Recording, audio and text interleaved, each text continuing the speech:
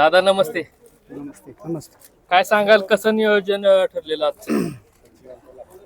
आजचं नियोजन खरं आमचे शेठ नवनाथ जगदाळे साहेब यांनी काल कॉल केला की आमचं ॲक्च्युली 23 तारखेला मैदान होणार होतं स्विफ्टचं, पण ते काय कारणास्तव कॅन्सल झालं.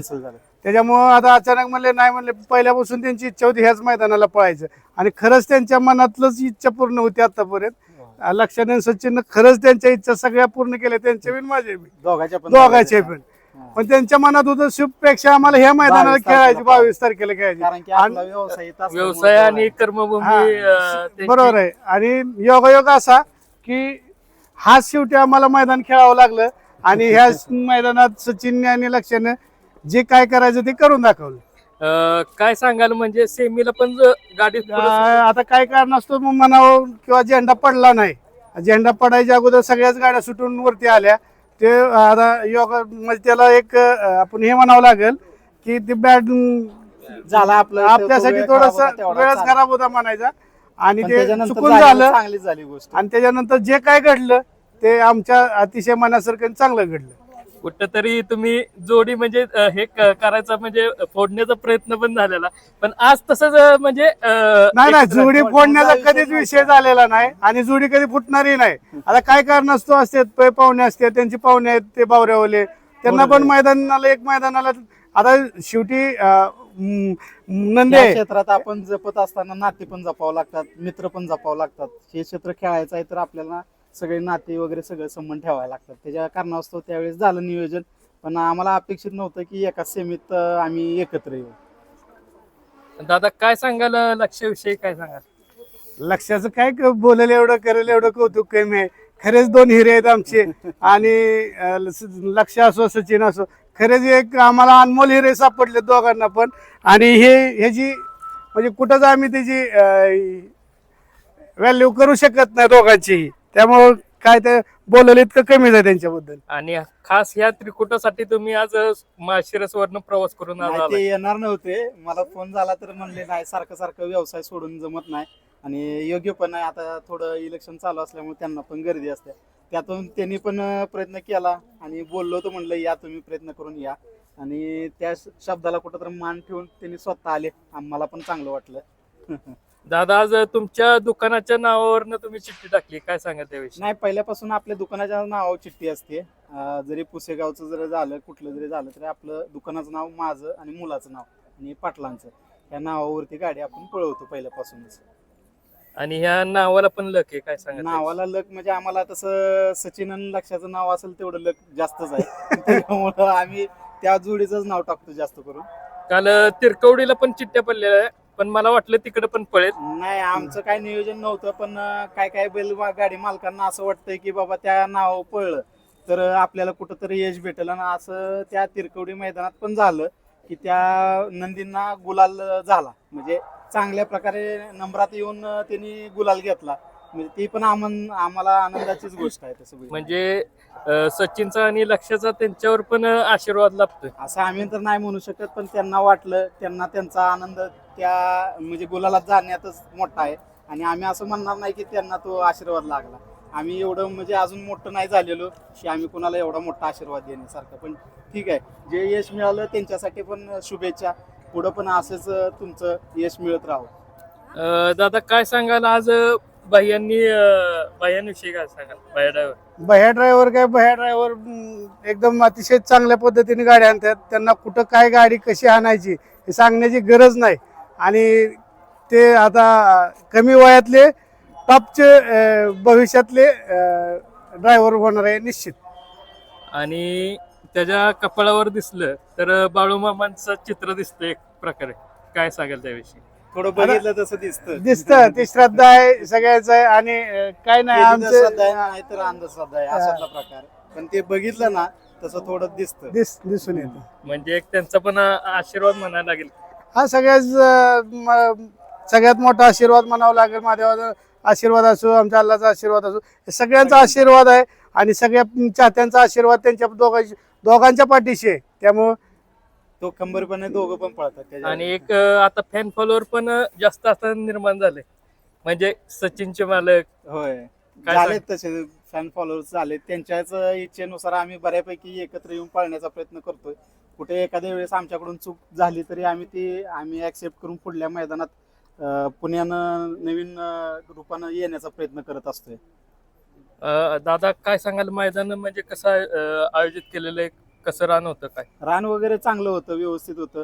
थोडं नांगर मारल्यामुळं थोडं ढेकळं वगैरे निघाले तर त्यांना सांगितलं तर त्या कमिटीनं लगेच तत्पर त्याच्यावरती ऍक्शन घेऊन लगेच रोटर वगैरे मारून व्यवस्थित एकदम मैदान पाळण्यासारखं योग्य आहे, काय अडचण नाही. आणि आता फायनलला पब्लिकला गाडी लागली, सगळे म्हणत होते गाडी बघायची इच्छा आहे. आम्हाला पण पळायची बघायची इच्छा आहे. आमचं नशीब म्हणा की आम्ही प्रत्येक मैदानात मधनं आलो तर आम्हाला आनंद आहे, बाहेरनं जरी आला तरी आनंद आहे. मगाशीच मी म्हणलं काय अडचण नाही, आपल्यासाठी आनंदाची गोष्ट आहे. आपण तर कधी पळताना बघू. आम्हाला एक असं दावा पण करायचा होता की आम्हाला थोडं मुंबई खेळायची आहे, आम्हाला दोघाला पण खेळायची आहे. ही दावा आम्ही इथं म्हणजे आम्हाला पण बघायचं आहे आता ह्या दोघांची कामगिरी कशी होतीये आणि त्याच्यानंतर आम्ही मुंबई बघायचं डोक्यात आहे. म्हणजे एक प्रेक्षकांची इच्छा होती पब्लिकला गाडी पळण्याची, ती पण ह्या मैदानात आज पूर्ण पब्लिकची होणार. आमची इच्छा आहे तीच आम्हाला पूर्ण झाल्या ती वाटते आजच्या मैदानात. आणि आता जे 26 तारखेचं बिनजोडचं मैदान येत आहे, कसं काय म्हणजे प्लॅन जोड दिसणार आहे का? नाही आता तर लगेच काय नाही, पण विचार करू त्या गोष्टीचा. थोडं जायचा विचार आहे मुंबईला, पण त्या गोष्टीचा अजून चर्चा झाली नाही आमची.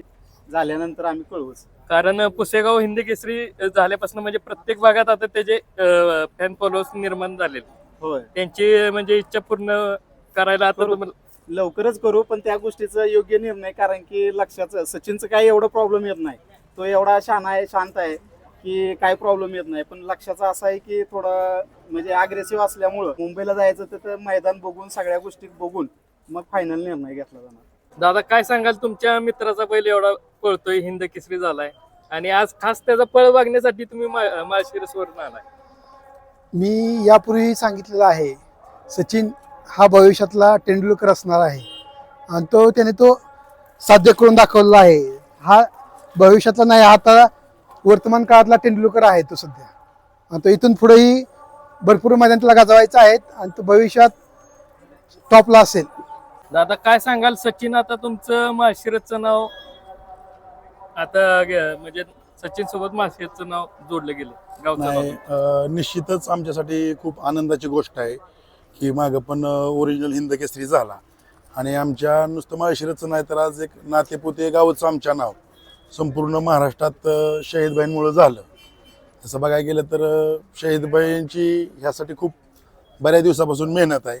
शेवटी त्यांच्या मेहनतीला फळ मिळालं, ह्या गोष्टीचा आनंद झालेला आहे. आणि आज ज्या मैदानावर आमचा बैल पळतोय तिथं आमच्या गावचं किंवा आमच्या तालुक्याचं नाव होतंय, ही खरंच आमच्या माळशिरसकरांसाठी एक अभिमानाची गोष्ट आहे. आणि कुठलं जरी मैदान असलं तिथं नाव निघतं आम्हाला पण भारी वाटतंय, म्हणजे की आमचं गावचं किंवा तालुक्याचं नाव फक्त शहीदबाईमुळं या सचिन बैलामुळं निघतंय. ह्या गोष्टीचा आम्हाला अतिशय आनंद आहे. आणि येणाऱ्या काळात सुद्धा आता हे साहेब म्हणले तसं त्यांनी मुंबई एवढ्या सदिच्छा आणि शुभेच्छा आहेत. आज लक्ष आणि सचिन जोडी पुन्हा एकदा फायनलला पात्र झाली, काय सांगाल? होय, आता कसं या लक्षण सचिनची ती रासच जुळलेली. रासच जोडले दोघं, म्हणजे एकाच जोट्यात आले की त्यांचं होय. म्हणजे कुणाला म्हणजे हे करतच नाही. काय सांगाल, कशी म्हणजे केमिस्ट्री म्हणजे कसं जुळून आले काय? तर आम्ही ते वडकीच्या मैदानाला हे केले ना, गाडी रिक्षा घेतलेली, बघू गाडी कशी पळते. तर आम्ही आधी म्हणलं होतं बारकं मैदान करायचं, नंतर नाही म्हणलं, मला डॉक्टर म्हणले नाही, म्हणले मोठ्याच मैदानाला आणली तर गाडी आणली. म्हणून आणूया वडकीला गाडी. आम्ही तिथं वडकीला रिक्षा घेतली, गाडी चांगली जुळली, त्याचा काही विषयच नाही. मग गाडी पळते, त्यामुळे आता काही गाडी आम्ही फोडत नाही. आता म्हणजे प्रेक्षकांची पण तिची इच्छा आहे की तुम्ही भरपूर प्रेक्षक म्हणजे आज बी मला जवळजवळ 40-50 म्हणजे सचिन लक्षप्रेमी नाही का नाही, 40-50 लोकांनी मला सांगितलं गाडी तेवढी पाठीवर फोडू नका तुम्ही. कारण औंधमध्ये आम्ही नाराज झालो म्हणले गाडी तुम्ही फुटली. कसं आहे, जरा एक खांदा पलटायसाठी किंवा एक वैरी करण्यासाठी आपल्यासनी जरा एखादं मैदान गाडी फोडायला लागते. आणि बाह्य ड्रायव्हर आणि लक्षाचं एक वेगळं नातं आहे, काय सांगाल त्याविषयी? होय, ते बाई याला अगोदरच म्हणजे आपण पहिला गाडी करायच्या वेळेस सगळं बोलून सांगितलंय, भैया तर नाही म्हणला पाटील माझ्या यानं म्हणजे आपण जसं मी सांगतो त्या पद्धतीनं बाई ऐकतो त्या पद्धतीनं नियोजन लागतं गाडी. आणि आज लक्षाला पुढं पकडायला ओमदादा होता, म्हणजे जो दादा दरवेळी पकडतो तो नव्हता, तर ओमदादानं पकडला. काय सांगाल त्याविषयी? नाही आज भरपूर असतात आमचे, कुणाला असतो प्रथमेश, पुन्हा आमचा योग तुषार, हे 2 पुतणे माझे असतात पुढं. कारण का गाडीला एवढं स्पीड लागते की गाडीला पकडणं पण म्हणजे तेवढंच जोखमीचं. होय, नाही आज कसं जरा डाव्या साईडला याय ना, त्यामुळे आम्ही डाव्या साईडनं अशी पोरं टप्प्याटप्प्यानं उभी करतो, म्हणजे ज्याच्या बशी जाईल त्यानं कासरा लावून हे करायचं. म्हणजे एक त्या जोडीला पकडायचं पण टेक्निक अवगत व्हायला पाहिजे, कारण का स्पीड पण जास्त हो, लागते. स्पीड जास्त असतं आणि त्यात कसं आहे सचिनचं काय नाही, पण लक्षात जरा आमची ओळखीची टीम असेल त्या मेंबरला जरा पुढे करतो दिसली. म्हणजे ओळखीचं ह्याच्यात पण त्याचा म्हणजे असा स्वभाव जरा रागीटच वाटतोय का? होय, गरम पहिल्यापासून लहान असल्यापासून त्याचा स्वभाव रागीट. मग एवढं सगळं असून पण कसं कंट्रोल करताय तुम्ही? हे आपल्या रक्तातच आहे गरम बैल कंट्रोल करायची.